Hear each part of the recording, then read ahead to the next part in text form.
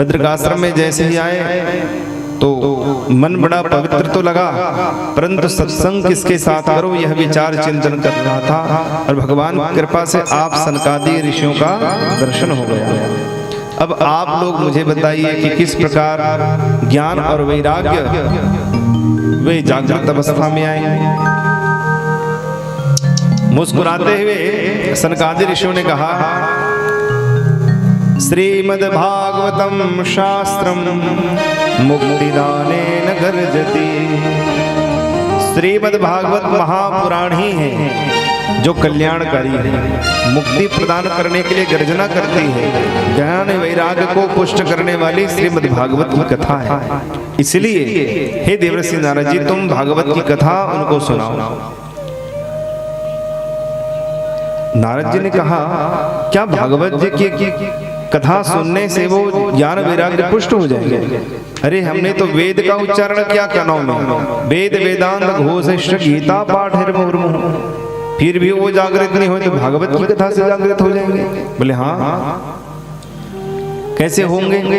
बोले निगम कल्पतरोर्गलितम फलम, वेद पुराण उपनिषद मीमांसाएं, इन सब का जो रस है वह एक जगह एकत्रित हो गया है फलम, फल के रूप में। अच्छा बताओ, रस किसमें होता है? मान लो एक आम का पेड़ है, आम के पेड़ में रस किसमें होता है? किसमें होता है रस? फलों में होता है, जड़ में नहीं होता। जड़ में नहीं होता, जड़ में भी रस होता है, तने में भी रस होता है, पत्तों में भी रस होता है, पर उसको हम पी नहीं सकते। जड़ को कूट कर देख लो, उसका भी रस निकलता है। पत्ती को मसल कर देख लो, रस निकलेगा, पर पी नहीं सकते। कैसे खा सकते हैं, पी सकते हैं? जब वो फल के रूप में परिणित होगा। तो ऐसे ही वेद पुराण उपनिषद मीमांसाएं, इनका जो रस है उस रस को हम ग्रहण नहीं कर पाते। पिएंगे जरूर पर उड़ जाएगा, मंदा सुमंद मत। इसीलिए इन सब का जो निचोड़ है, उस निचोड़ को वेद पुराण उपनिषद इन सब को निचोड़ दिया गया है। तो एक प्रकार से कहो तो मिक्स फ्रूट जूस। बोलो राधे राधे। सारे जो फ्रूट हैं उनके रस को मिला दिया गया है इसमें। तो निगम कल्पतरोर्गलितम फलम, फल के रूप में परिणित हो गया है। और साधारण नहीं है, कल्प वृक्ष की संज्ञा दे दी।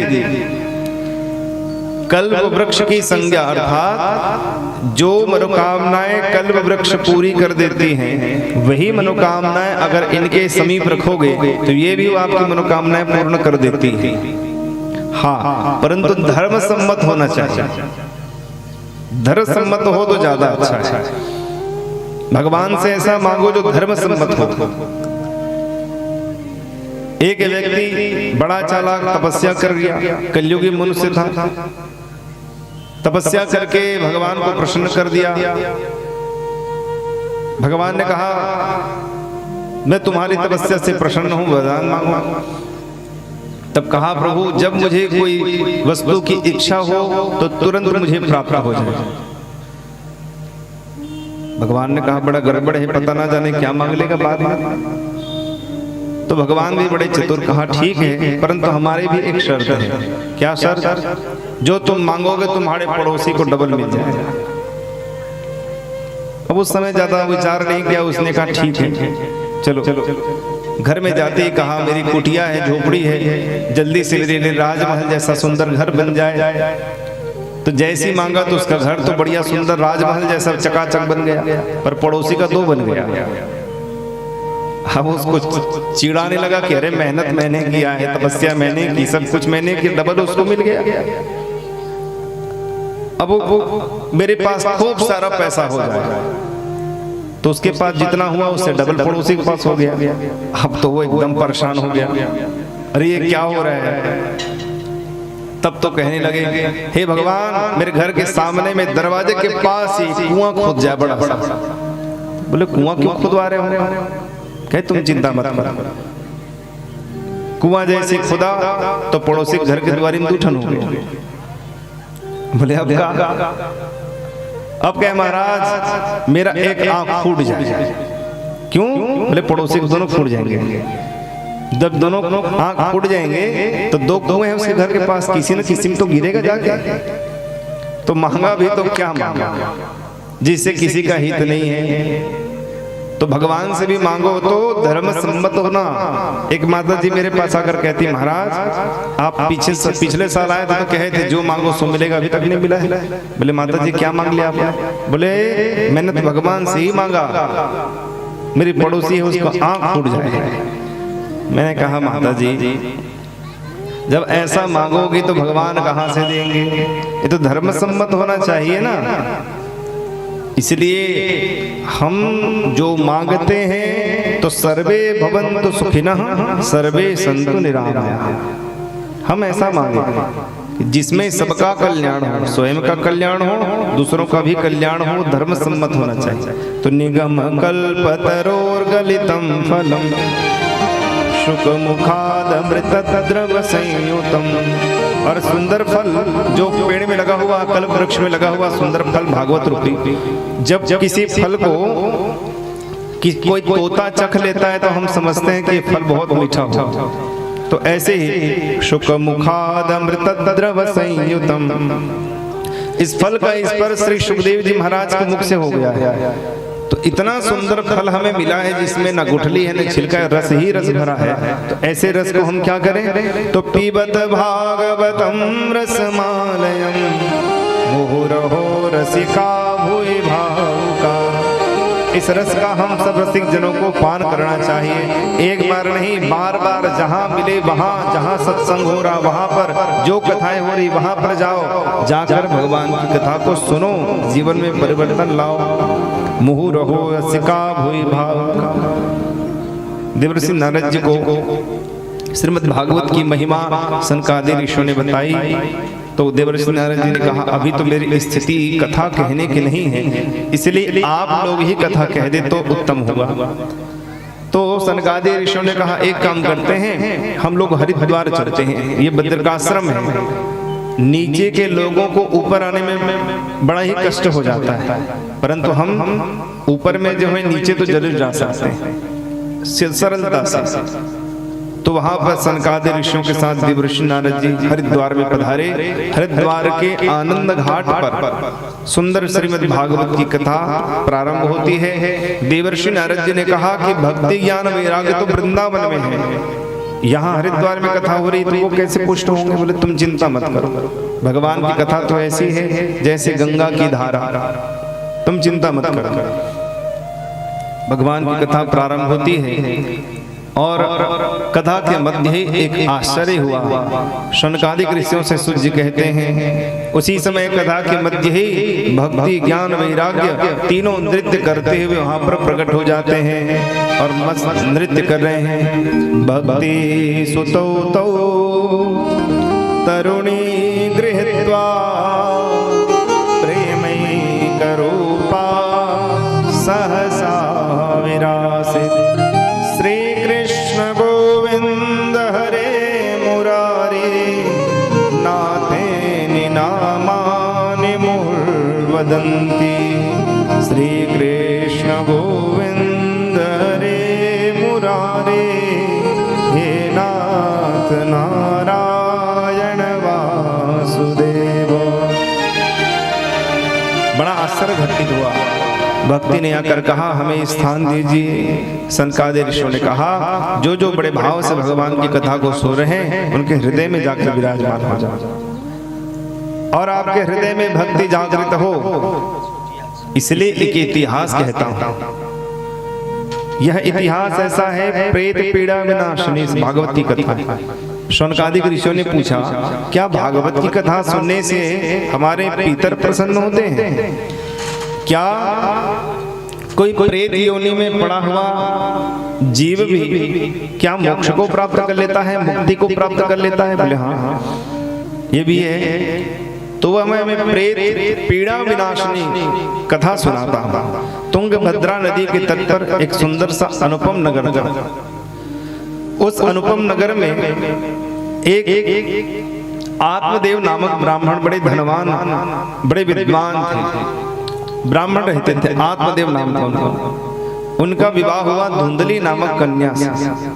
विवाह को हुए 8 बरस हो गए, परंतु कोई भी संतान उनका नहीं होता है। गांव के लोग कहते हैं, महाराज इतना धन वैभव है आपके पास, परंतु भगवान ने एक संतान भी नहीं दिया। कम से कम संतान देते तो आपके धन ऐश्वर्य को भोगने के लिए पुत्र तो हो जाता। जब गांव के लोग बार बार ऐसा कहते तो आत्मदेव बड़ी दुखी हो जाते। आत्मदेव को संतान चाहिए था, परंतु धुंधली को नहीं चाहिए था। धुंधली मन में सोचती थी, अगर मेरी संतान हो जाए, गर्भवती हो जाऊं, तो क्या होता है, संतान होने से सुंदरता समाप्त हो जाती है, और मेरी सुंदरता समाप्त नहीं होना चाहिए, इसलिए मैं बच्चा चाहती ही नहीं। और कहीं मैं गर्भवती हो गई, घर में चोट डाकू घुस गए तो मैं भाग भी नहीं पाऊंगी। उसकी दुर्बुद्धि वो कह रही, मन में सोच रही, इसलिए वो चाहती ही थी कि मेरा बच्चा हो। एक दिन बड़े दुखी होकर ब्राह्मण जंगल में चले गए प्राण त्यागने। एक यति से उनका मिलन होता है, महात्मा से। बड़े सर पटक पटक के रो रहे थे। महात्मा जी ने पूछा, क्यों, क्या बात हो गया, क्यों सर पटक पटक के रो रहे हो जंगल में आकर? बोले, महाराज मैं क्या बताऊं, मैं बड़ा ही अभागा हूं। मैंने घर में गैया पाल रखा है, वो गैया भी बांझ है, 4 साल हो गए भाई, आज तक उसने बच्चा नहीं दिया। मैं जहां पर भी पेड़ लगाता हूं, पेड़ तो बड़ा हो जाता है पर फल नहीं लगता है। और 8 बरस हो गए मेरे विवाह को, परंतु एक भी संतान मुझको नहीं हुआ। मैं बड़ा ही अभागा हूं, मैं क्या करूं समझ नहीं आता। आप कृपा करिए मुझ पर, आप मुझे संतान की प्राप्ति हो ऐसा कोई उपाय बता दीजिए, या आप ही आशीर्वाद दे दीजिए कि मुझको संतान हो जाए। महात्मा ने कहा, अरे तुम पर तो भगवान की बड़ी कृपा है, जब तुम्हारी कोई संतान नहीं। अगर किसी की संतान है उसको जाकर पूछो कितने डिस्टर्ब है। सुबह से उठो, टिफिन बनाओ, स्कूल को बच्चों को स्कूल भेजो, फिर उसको लाने की चिंता, पढ़ाने की चिंता। पढ़ लिया तो अच्छी बात, ना पढ़ा तो चिंता। बड़ा हो गया, पढ़ लिख लिया, अब बेटे को नौकरी लग जाए इसकी चिंता। अब नौकरी लग गई तो बढ़िया छोकरी मिल जाए इसकी चिंता। अब छोकरी भी मिल गई तो नाती पोते हो जाए जल्दी से उसकी चिंता। नाती पोते हो गए तो पुत्र संतान के द्वारा धुतकार रहे हैं उसकी चिंता। तो जीवन भर चिंतित रहोगे। इससे बढ़िया है कि भगवान ने संतान ही नहीं दिया। सीधी सीधी बात, बढ़िया भजन करो चकाचक। बोले, महाराज कैसी बातें करते हो, मैं कहाँ भजन करता बैठा। अरे जंगल में आ गए हो तो वापस लौट के मत जाओ, यही हमारे साथ रहो, हमारा चेला बन जाओ। अच्छा महाराज, आप अपना चेला खोज रहे हो हमको, चेला बनाने के चक्कर में आप कहते हो संतान ना हो। बोले, सब बात तो ठीक है, परंतु बस इतनी कृपा कर दो हमको कोई संतान हो जाए। जब बार बार जिद करने लगा, अंगद की भांति पैर को पकड़ के बैठा था, छोड़ने का नाम नहीं ले रहा था। महात्मा जी ने कहा, भैया तब तो ठीक है, लगता है तुमको संतान चाहिए। बोले, हाँ महाराज मुझको संतान ही चाहिए। ध्यान लगाकर देखा, महात्मा जी ने कहा, महाराज इस जन्म में तो क्या, तुम्हारे 7 जन्म तक कोई संतान नहीं है। बेचारा इतना दुखी हो गया कि अब तो कहे, महाराज कुछ भी हो जाए मैं आपका पैर नहीं छोड़ूंगा जब तक मुझे संतान न हो जाए। महात्मा जी बड़े परेशान। बोले, भैया मैं कहाँ फंस गया इसके चक्कर में। तब महात्मा जी ने अपने तप के बल से एक फल को प्रकट किया और फल को उसको देते हुए कहा, ये फल ले जाओ और अपनी पत्नी से कहना बड़े प्रेम से इसको पाना। भगवान का स्मरण करे, सत्य भाषण करे, पाप और पापी से दूर रहे, तुम्हारे उसके गर्भ से सुंदर से बालक भगवान का भक्त जन्म लेकर आए। फल दिए, बड़े प्रसन्न होकर आत्मदेव घर को गए। घर में जाकर अपनी पत्नी से कहा, देखो देखो तुम्हारे लिए मैं क्या लेकर आया हूँ, इस फल को तुम खाओगे तो सुंदर सा पुत्र हमें होगा, इसको पालो जल्दी से। धुंधली के हाथों में फल देकर जो सारा नियम था सब बता दिया। और महात्मा बड़े आत्मदेव महाराज इतने प्रसन्न थे ब्राह्मण कि बड़ी प्रसन्नता से भाग गए। गांव के लोगों को जाकर बता रहे, मेरी भी संतान होगी, मेरी भी संतान होगी। अब धुंधली उस फल को लेकर खड़ी हुई है, हे भगवान, अगर मैंने